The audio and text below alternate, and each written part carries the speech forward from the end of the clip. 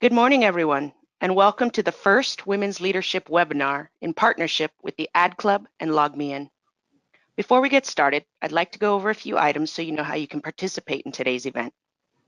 Attendees do have the ability to submit text questions to today's mentors by typing questions into the questions pane of the GoToWebinar control panel. Send in your questions at any time during the presentation. We will collect these and address them during today's presentation. Back in March, we partnered with LogMeIn to bring our top speakers from Women's Leadership Forum back to the table in a series of online mentoring sessions. We have begun crowdsourcing all of your great questions for today's 30-minute mentor webinar. Today, we have Karen Kaplan, Chairman and CEO of Hill Holliday, Tania Fabo, student and Rhodes Scholar of Oxford University, and Meredith Goldstein, columnist and feature reporter for the Boston Globe.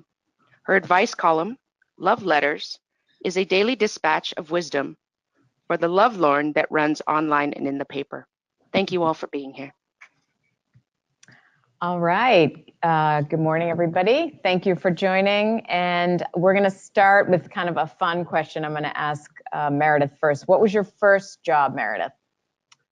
Wow. I did babysit when I was very young, but actually my first job was at a gardening center, which I was sort of useless at because my allergies are so bad. So I was around all these beautiful flowers and helping, around the garden, but also really managing a lot with the Benadryl. So it might have not been the exact first right job for me. And how about you, Tanya? What was your first job?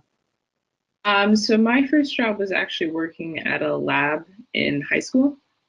So I have not had a lot of experience with sort of non-lab work, but it was a really great introduction to science, and it really, I think for me, inspired my future career and path into science. So it was really great.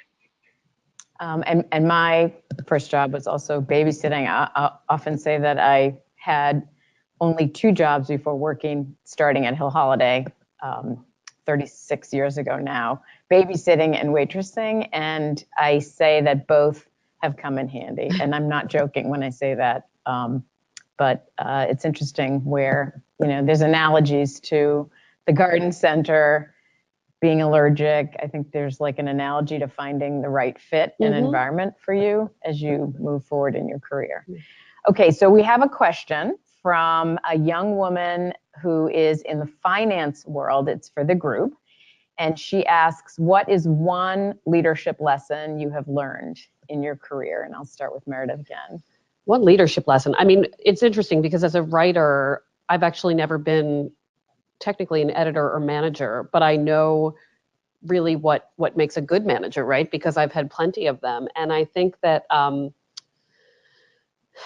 I think a lot lately about like emotional labor and who does it and who pays attention to how inspired employees might be. And often the best managers I've had have made me want to do good work so I can make them proud in some way, and that I feel like they're truly hearing me. So I think that people who really take the time to consider the goals and hopes of the employee, like by listening, I think it actually inspires them to do better work. So, at least for me, having those conversations with managers has been really helpful, and I hope has made me better at my job. So you mentioned, I think you just said emotional labor. Emotional labor. Well, I think a lot about that, and I would be curious to get the lab perspective as well, because I think about that kind of environment as being so much more focused. But I don't know. But I think that there are a lot of management jobs and jobs in general where the work can be sort of listed out on paper, but there are certain people I work with, right, who wind up in the late office meetings, really talking to people about, the state of their contentment at their job, where they are professionally, how they can do better. And it's much harder to like quantify, and list the skills that are involved in that. And I think, especially these days, it's just really important to acknowledge that someone may be doing the kind of work with employees that might not be on a checklist, if that makes sense. Well, I think you're in a business that's similar to your business, which is it's about ideas, and you're you need, I think, to me, I would answer the question that you need to create a sense of emotional safety for people in businesses that are idea driven, because you want people to be feel safe and comfortable putting themselves out there. And there's a vulnerability that comes with putting an idea out there or writing something, particularly what you write, where you cover, it's more sort of personal. Yeah. And so for me, I think the leadership lesson would be that you need to really create an environment of emotional safety for people to be able to do their best work, put their best ideas forward. Yeah. And how about you, Tania? What would you say would be a lesson? Yeah, so I would say that, so as someone who's been working in lab environments for a long time, I feel like I've had a very large variety of the types of mentors. And I think that the most effective form of mentorship and leadership for me has been people who expect a lot of me and expect more of me than I even thought possible of myself. So especially during, these past 2 years where I was working with one specific mentor, she was really the type of person who would just expect me to do certain things within the lab and expect me to push myself beyond sort of the tasks that are typically assigned to students in my position. And I think that was really great because it gave me a degree of confidence that I didn't have before. And it's just, it's a really great, professional building experience. It's a really great personal building experience because it really, I don't know, I feel like it just makes you feel like you can do more than you thought possible. And in doing that, I think it also just pushes you to be better in general. And that's definitely something that I saw during this past year, especially. Yeah, I always say that I think people have no idea what they're capable of. And the greatest, satisfaction that I've had in my career is kind of pushing somebody and having them feel supported, and then having them accomplish something that they never in a million years dreamed they could ever accomplish.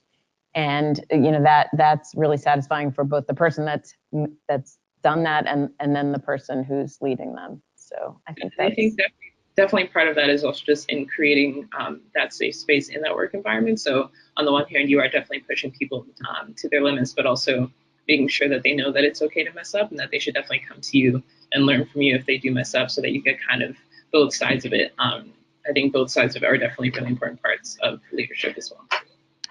And I'll say you're a lot younger than me. I will say that this is recent that I feel that it's become sort of institutionally acceptable to fail. In kind of the old days, it was much more punitive. At least in my business, I don't know if you'd agree, Meredith, but I think that in journalism, at least, I think that, well, the environment is shifting so frequently and consistently, but I think that, I more see that a lot of people used to stay at one place forever, and now they may leave after a few years. And I think suddenly the expectations of the writer or, people are not designing a 20-year career somewhere, which means they need to get the most out of whatever they're getting right now. And I think that managers are really paying attention to that because they have to. Yeah. So sort of an interesting related question is from somebody at an ad agency. Here's the question. In a culture where 70-hour work weeks are status quo, how do you set personal limits without seeming like you aren't a team player? And how can I help others on my team find balance so that we can stay strong, AKA not burnt out together? I think that's a really good question. I'd be curious to hear about the sort of, in your industry in the lab, are there, I imagine, and maybe I'm just dreaming, that there's a better frame to your day based on the fact that so much of what you do is tied to a specific location, but maybe I'm wrong about that. Yeah, I think that in terms of lab environments, the issue is that a lot of it is very much tied to sort of one project that you're working on. And so, this obviously depends a lot on the lab that you're working in, but a lot of times, the amount of work that you do within a specific week is really just dependent on you and where you see your project going. And so within the lab setting, I think a lot of that is not necessarily people or supervisors pushing you to work a lot, but you yourself pushing yourself to work a lot. And so I think a lot of that boundary setting does have to come from you, right? Because theoretically you could spend, 70, 80 hours a week and make a lot of progress on your project, but not really have a life outside of the lab. And so I think a lot of that just has to come from you being able to say, yes, I could finish this project in 3 years, or I could finish it in 3.5 years and 4 years, but actually enjoy that time a lot more. I think companies are having to make adjustments around expectations, because I think younger people are smarter. I think they looked at boomers like me and saw how hard we worked and how many hours we spent at work and away from family. And don't forget, there was a time when you couldn't really take work home before, there was an internet. And so I think leaders, at least I know I am, are looking at ways to accommodate younger people who really aren't interested in spending 70 hours a week. I think that's not realistic, and I think it's not healthy for anybody. And I think there's a point, I work very hard, I always did. I think a lot of my success coming up was just simply being willing to outwork other people, which I found, frankly, relatively easy. But I do think there's a point of diminishing returns where you're just kind of like grinding away and not making much progress, where you should just like go home and do something else. I mean, I worry about younger people, even in my workplace, because as much as I think companies are making concessions for people who need time to work from home, even for me, because my days can be a little bit more flexible, because I can do some work from home and then go in, it is that much less clear when to stop. Mm-hmm. And I think that as somebody, especially, I don't have kids, I'm not partnered, so like I could just keep going. And I found what's really healthy is to really schedule myself.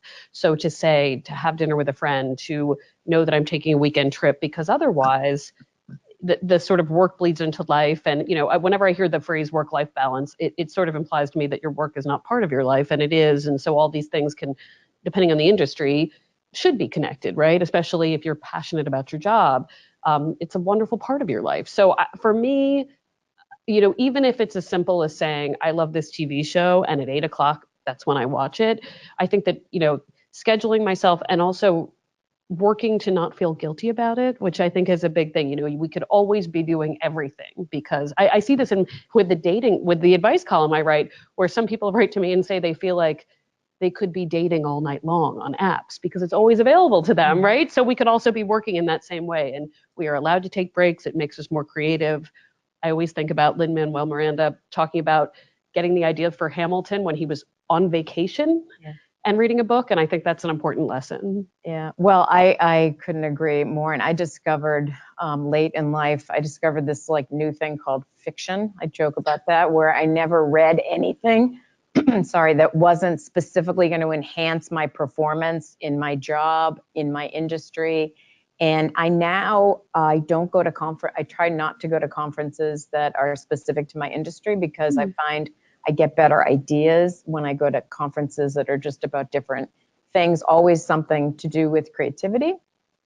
But I totally agree with you. And you hear the phrase self-care a lot. And I think young people are really smart, because I think that's exactly, I think you do have to unplug. I always talk about work-life balance, and if you think about the visual of a scale, and by definition, if you're putting something on one side, you're taking it away from the other. And I think that's a really flawed way to look at it. So I think that's a really interesting question.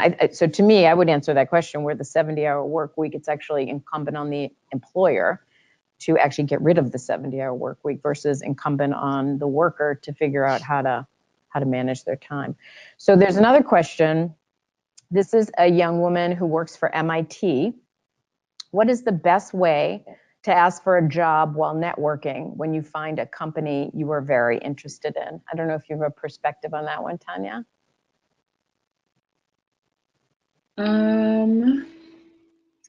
Yeah, I mean, I think as someone who's not been in the work industry for very long, it's a little hard to answer. But I mean, I think that for me, a lot of networking is really just trying to find some sort of mutual connection with whoever that I'm talking to, and sort of using that mutual connection as a way to follow up with them. So, I mean, this isn't necessarily tied to finding a job specifically, but I think a lot of times, especially like during sort of during college when I was trying to find scientific mentors and other people who could help me throughout my career path. And going to a lot of these networking events, I would try to find some sort of mutual connection with them, whether it was, like aspects of like the science that we were interested in, or just like aspects of our mutual Black identity. Like there are a lot of ways to find those connections.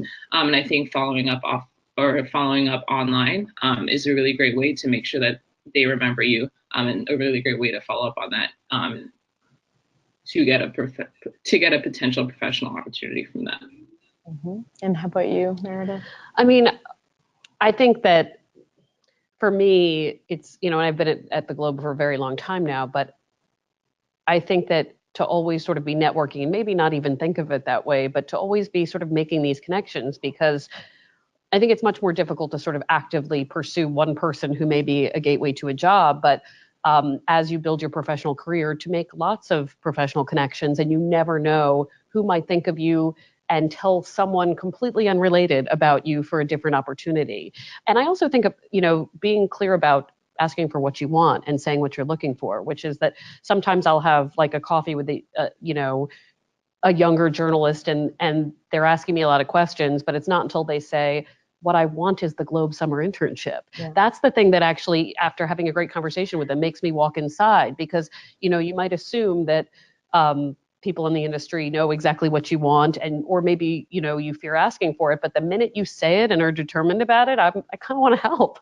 Yeah, I completely agree with that. I will often say to somebody, how can I help you? What can I do for you? Because I think it's difficult for people to put themselves out there, but I, like you, I admire the ability to ask for what you want. I think connection points is a really smart way to do it. And I always say busy people want to be told what to do. Like sometimes I just want somebody, what do you want me to do? And I'm happy to do it. Yeah. But we, it's kind of a lost opportunity if you go through the process and then don't sort of ask how the person can help you. Okay, we've got another question from an MIT employee. What tips do you have for building out a network and finding opportunities when considering a geographic move? And I think a lot of what we just said around connection points and sort of continually networking and not waiting till you want something are relevant here, but specifically around a geographic move. I've never made a geographic move. We've been here for a long time, so we have, although I'm approached a lot by people. I was recently approached by a journalist who's been New York based for a long time and has family here and wants to move back. And, we have one mutual friend, and she was like, help me. And again, it was a specific request. And I was like, let's make it happen. So, but for someone who's perhaps moved around a little bit more, I don't know. Yeah. Tania, do you have any insights around that? Yeah, I think that a lot of times you can be surprised by how geographically extensive your network is. And so I think that if you are considering that geographic move, definitely reach out to people within your network. And even if they are not necessarily in that geographic location, there is a very good chance that they know someone in that geographic location who can give you a better idea of sort of what it means to be a person in your field in that location. And so for me, for example, like moving to Oxford, I wasn't really sure if I was going to find sort of a lab environment that related to what I was doing back in the States, but I had a PI in the States who essentially was best friends with one of the PIs that I'm going to be working with here. So I think a lot of times it's really surprising how broad people's networks are and how many people know people who could potentially help you.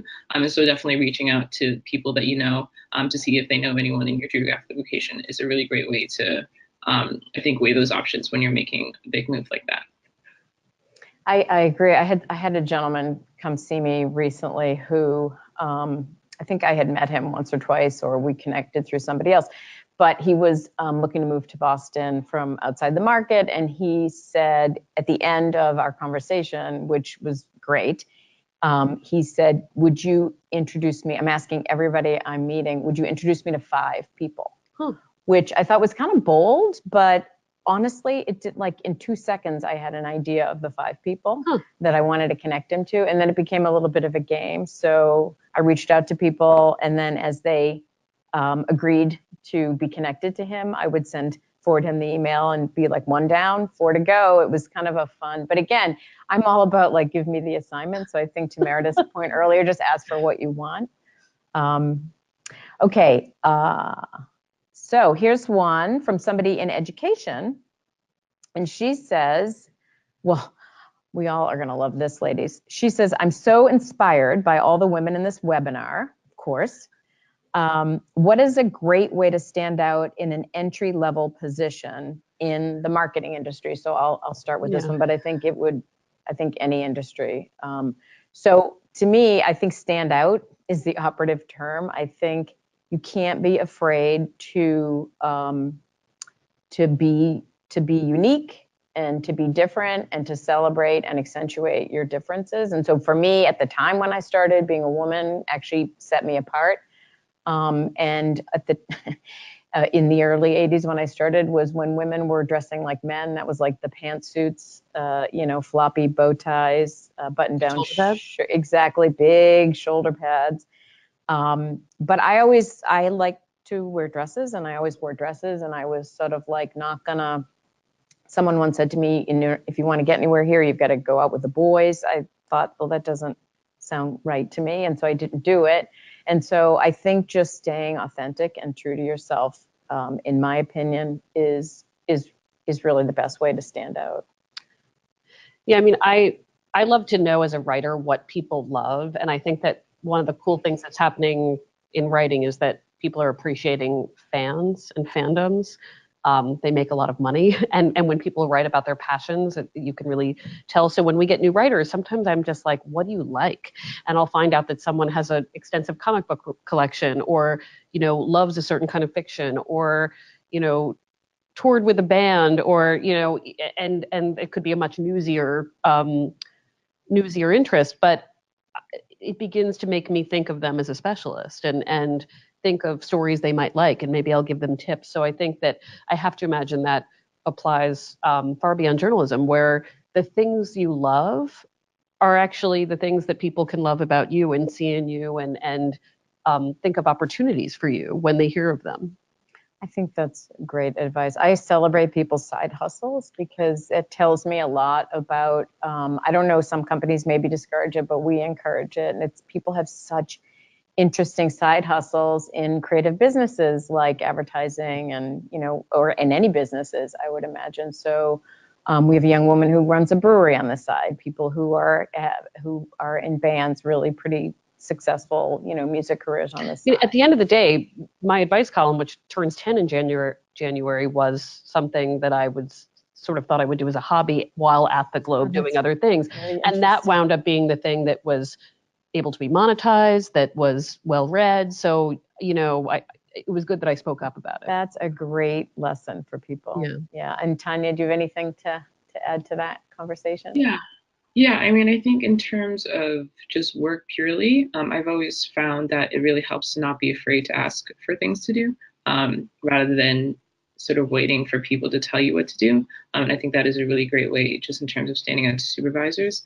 And I think also I agree a lot with what you were saying, Karen, in terms of leaning into aspects of your identity that make you unique in the workplace that you're in. And so for me, a lot of that has been sort of not being afraid of being a Black woman in a space that was predominantly white male, and not being able to talk about that aspect of my identity. And I think that also has made it easier for people to know how to mentor me, because they know sort of what things are really important to me as well. So sort of both of those things I feel like are really great ways to stand out in any workplace that you're in.